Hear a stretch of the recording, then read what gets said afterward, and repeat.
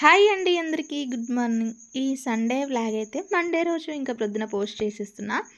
అందుకే ఇక first start చేయగానే గుడ్ మార్నింగ్ చెప్పిన, ఎందుకంటే మార్నింగ్ అవర్స్లో పోస్ట్ చేస్తున్నా కాబట్టి.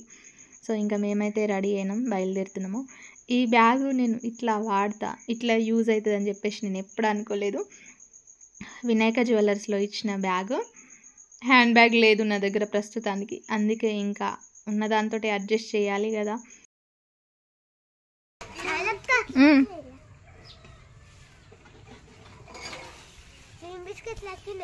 వచ్చినాయి, పైసలు తెచ్చినావా? 5 రూపాయల కోటి, 2 వస్తాయి.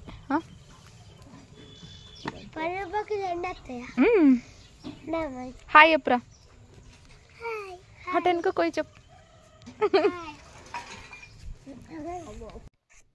వీళ్ళందరూ శ్యామలక్క శ్యామలక్క అని పిలిచి గసుమక్క లెక్కను, గజోతక్క లెక్కను మనల్ని కూడా ఎప్పుడో ఒకసారి గట్టిగా ఫేమస్ చేసేటట్టున్నారు ఈ పొరగాన్లు అందరూ. అంటే వీళ్ళంటే వీళ్ళే కాదు, మా షాప్ మా ఇంట్లోనే ఉంటుంది కాబట్టి నా దగ్గరికి వచ్చేటోళ్ళు అందరూ మా తమ్ముళ్ళు, మా అన్న కొడుకులు, అంటే అల్లుండ్లు అవుతారు.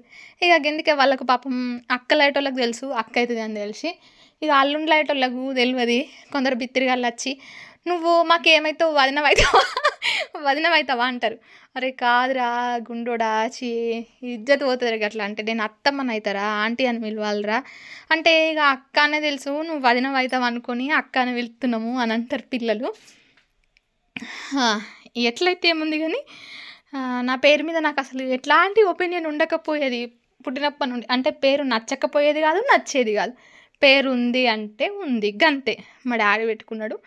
ఆయన ఏదో ఇట్లా పాతకాలంలో గూగుల్ చేసి ఏమని చెప్పిండంటే, డాడీ పేరు ఎందుకు పెట్టినవే నాకు అని అంటే, శ్యామల అంటే నీలిమేఘ శ్యాముడు, కృష్ణుని పేరు వస్తుంది అనుకుంటా చెప్పిండు.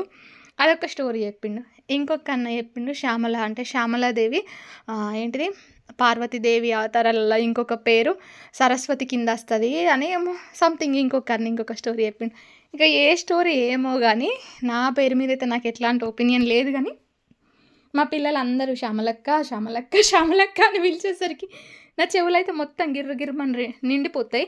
ఇక ఇంతకుముందు బ్యాగ్ చదువుకున్నా కదా, ఇది రాత్రి ఉడకబెట్టిన పల్లికాయ, ఆకలి అయితే తిందాము అని చెప్పేసి ఇట్లా కట్టి పెట్టిన. కాకపోతే ఇది ఉందని ముచ్చట కూడా మర్చిపోయినా. ఇక ఇంటికి వచ్చినాక కొంచెం తినేసిన. చూస్తున్నారు కదా, కొన్నిసార్లు వీడియోస్ చేస్తే మస్తు స్టంట్లు చేస్తాం. ఒంటి చేత్తోటి కూడా పల్లికాయ ఒలుచుకొని తింటున్నా నేను. అంత టాలెంటెడ్ అయిపోయినా అబ్బా. ఇంకా ప్రొద్దున మా అమ్మ కోసం ఉప్మా చేస్తే అది తినకుండా వచ్చింది.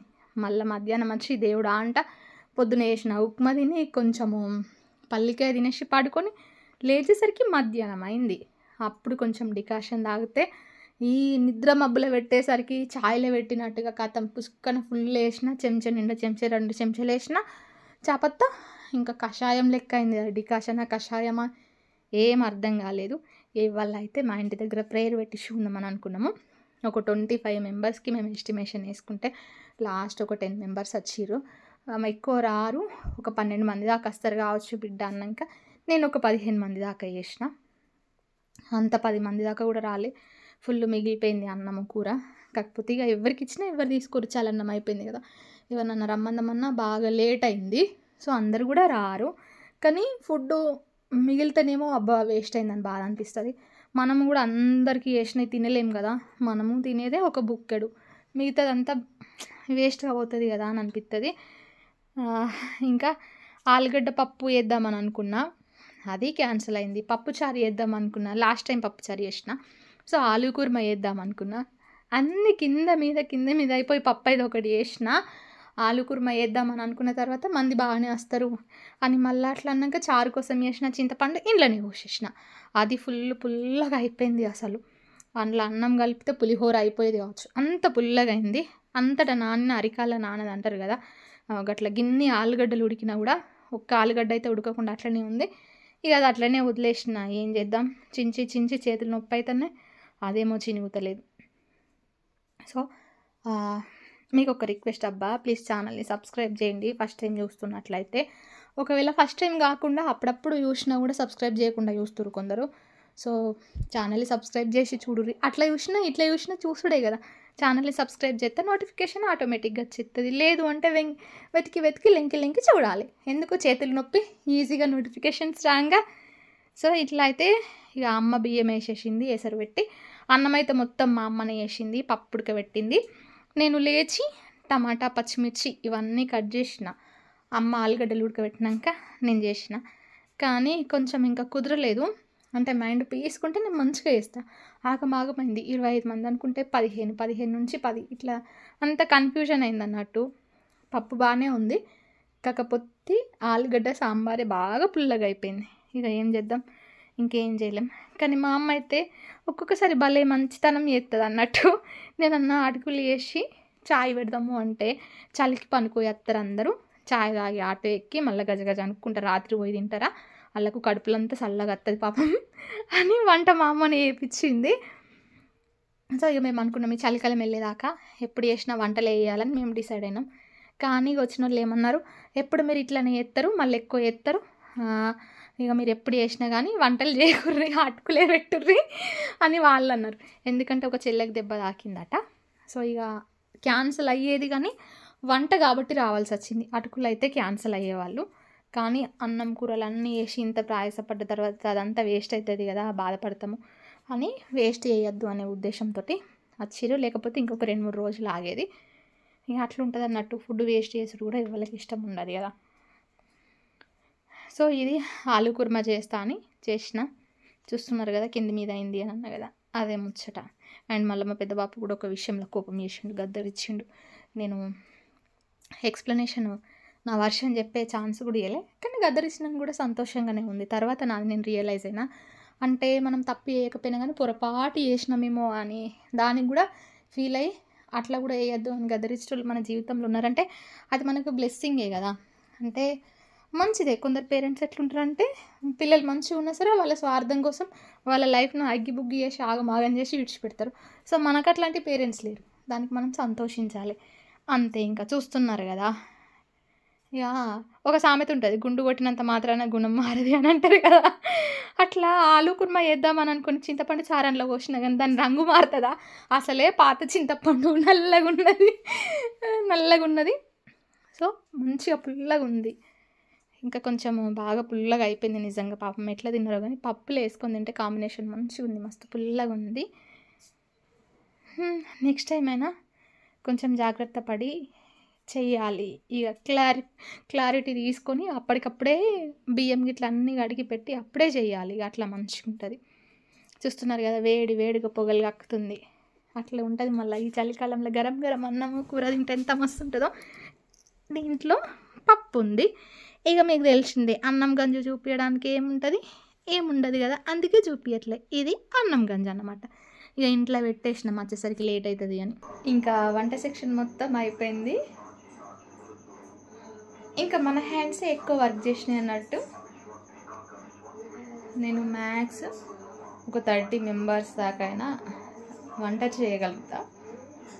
కానీ ఒక డిఫాల్ట్ ఏంటి అంటే పెద్ద పెద్ద గంజులు ఉంటాయి కదా, అవి దించడానికి రాదు నాకు. అంత దించడం అది నాకు రాదు. ఒక 15 మందికి 20 మందికి చేసినా కూడా గంజులు లేవ్వయి. ఇన్కేస్ ఎప్పుడైనా బగారా రైస్ చేయాలన్నా అట్లా లేవ్వయి. జస్ట్ నార్మల్గానే చేసేస్తారు రైస్. ఇంకా దాంట్లోనే వాటర్లో కొంచెం ఆయిల్, లవంగాలు ఇట్లాంటివి కలిపేసేస్తాయి ఇంకా. సో ఇంకా పప్పు చారు ఎవరన్నా దించే వాళ్ళు ఉంటే ఒక 50 మందికైనా చేస్తా. కానీ ఇది ప్రశాంతంగా ఉండాలి, టెన్షన్స్ ఏం లేకుండా నిమ్మలంగా ఉండాలి. చేస్తా, పర్లేదు, తినేటట్టే చేస్తా. ఎక్స్ట్రాడినరీగా చెయ్య అనకుండా మంచిగా తినేటట్టు చేస్తా నాకు వచ్చినంతలా.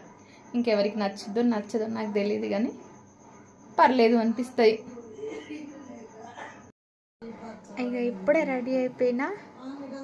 సో ఈ కంప్లీట్ వ్లాగ్ అనేది రేపు ప్రొద్దున పోస్ట్ చేస్తాయి. ఇవాళ సండే, సో మండే రోజు మధ్యాహ్నం వరకు ఆ టైంలో పోస్ట్ చేద్దాం అనుకుంటున్నా. ఎడిటింగ్ అంతా అయిపోతుంది. ఎడిటింగ్ కానీ ఏం లేదు, జస్ట్ నార్మల్గా చేయడం, చిన్న వాయిస్ ఓవర్ ఇవ్వడం అంతే. బట్ అదైనా కంప్లీట్ కావాలి కదా. ఈలోపు మీరైతే మన ఛానల్ని సబ్స్క్రైబ్ చేయండి, కొంచెం షేర్ చేయండి అబ్బా. వాచ్ టైం ఇంకా కొంచెం బ్యాలెన్స్ ఉంది.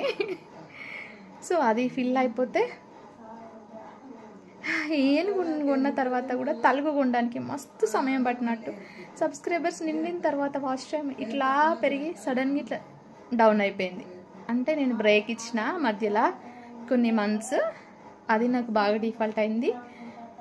సో ఇంకెక్కడ పోగొట్టుకున్నాం, అక్కడనే లింకుకోవాలి కదా, అందుకే మళ్ళీ రీస్టార్ట్ చేసిన.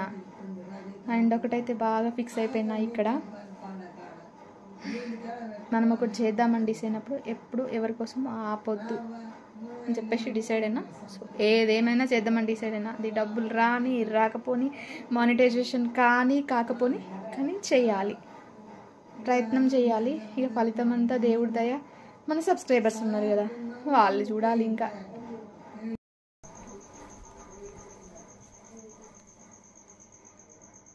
నీళ్ళు ఎట్లా పొగలు కక్కుతున్నాయి. ఇంత రాత్రి టైము జస్ట్ కాళ్ళు కడుక్కోవడానికి పెట్టింది మా అమ్మ. మా ఇంటికి వచ్చే వాళ్ళకి కాళ్ళు కడుక్కోవడానికి పెట్టింది.